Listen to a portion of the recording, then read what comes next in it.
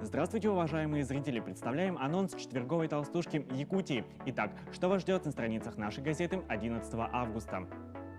В Якутии имеется 285 сибирязвенных захоронений в 26 районах. Какую угрозу они представляют и что по этому поводу думают ученые? Что предпринимают в республике, чтобы предупредить распространение смертельно опасной болезни? Читайте об этом в рубрике «Стоп-инфекция». В республике ведется работа по формированию стратегического плана развития Якутии до 2030 года с перспективой до 2050. Пришло время оценить, что уже дала нам реализация действующей схемы 2020.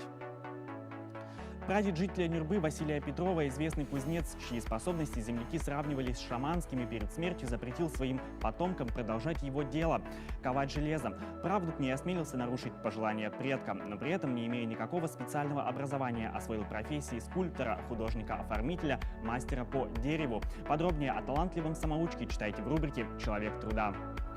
Будьте с нами, будьте в курсе всего, что происходит в республике. Читайте газету «Якутия».